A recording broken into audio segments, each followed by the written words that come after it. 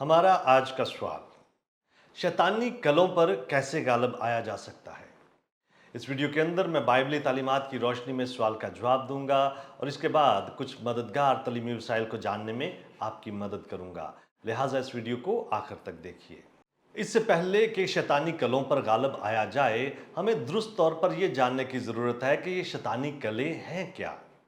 लफ्ज़ कले का इस्तेमाल नए अहदनामे में सिर्फ एक बार ज़ाहिर होता है और जिस यूनानी लफ्ज़ का तर्जमा कले या कला किया गया है उसका मतलब है मोर्चाबंदी, कले जैसा मजबूत और महफूज मुकाम। इस हवाले में पौलुस रसूल कुरिन्थस की कलीसिया को ये तालीम दे रहा है कि किस तरह उन्हें खुदा की पहचान के खिलाफ सर उठाने वाली हर एक ऊंची चीज़ और तसव्वुर के खिलाफ लड़ना और उसे ढा देना है। और वो ऐसा दुनियावी हथियारों के इस्तेमाल के ज़रिए से नहीं करते, बल्कि इलाही हथियारों के ज़रिए से। ऊंचे ऊंचे ख्यालात और तसव्वुरात तकब्बर और गुनाह आलूद बेकार क्यास आराइयों का नतीजा होते हैं, और यही वो कला है जिसमें बदअरवा बसती हैं। बस बदअरवा के साथ जंग का जोहर शैतान के कलों पर खुदा की दी हुई कुव्वत से गालिब आना है। इफ्सियों 6 बाब उसकी 10 से 18 आयात के अंदर पलूस उन वसाइल की बात करता है जो खुदा अपने पैरोकारों के लिए मुहैया करता है, यानी खुदा के सब हथियार। यहाँ पर हमें बताया जाता है कि हलीमी और इन्हसार का रवैया अपनाते हुए हमें खुदा के वसाइल से मुस्तफीद होना चाहिए और इस बात पर ध्यान दें कि हमें खुदावंद में और उसकी कुदरत के जोर में मजबूत बनना है। हम कभी भी अपनी कुव्वत में बदअरवा और शैतान के कलों को नहीं ढाते।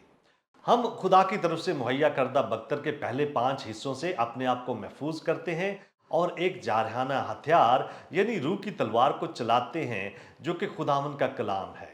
और हम ये सब कुछ हर वक्त और हर तरह से रूह में दुआ और मिन्नत करते हुए और सब मुकद्दसों के वास्ते बिला नागा दुआ करते हुए करते हैं। इफ्सियों 6 बाब उसकी 12 से 13 आयात के अंदर पौलुस रसूल लिखता है, क्योंकि हमें खून और गोश्त से कुश्ती नहीं करना है, बल्कि हुकूमत वालों और इख्तियार वालों और इस दुनिया की तारीकी के हाकमों और शरारत की उन रूहानी फौजों से जो आसमानी मुकामों में हैं। इस वास्ते तुम खुदा के सब हथियार बांध लो ताकि बुरे दिन में मुकाबला कर सको और सब कामों को अंजाम देकर कायम रह सको।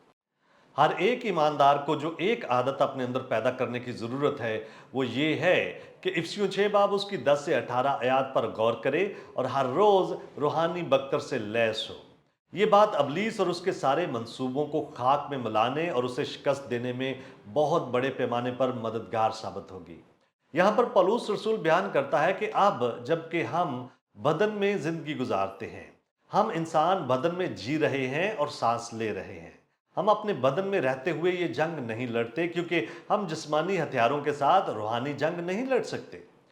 इसके बरक्स जब हम रूहानी ताकत के वसाइल और हथियारों पर गौर करते हैं तो हम देखते हैं कि खुदा हमें फतहयाबी अता कर सकता है जो मसीही दुआ करते हैं, जिन्होंने खुदा के सब हथियार बांधे हों, जो खुदा के कलाम को इस्तेमाल करते हुए जंग लड़ते हों और जिनको रूल कुद्दस से कुव्वत मिलती है। उनके सामने बदअरवा और शैतान का कोई कला नहीं ठहर सकता।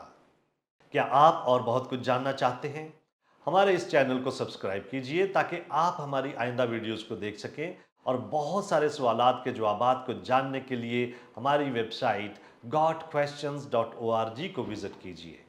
क्या आपके और बहुत सारे सवालात हैं? बाइबल मुकद्दस के पास आपके सभी सवालात के जवाबात हैं। शुक्रिया।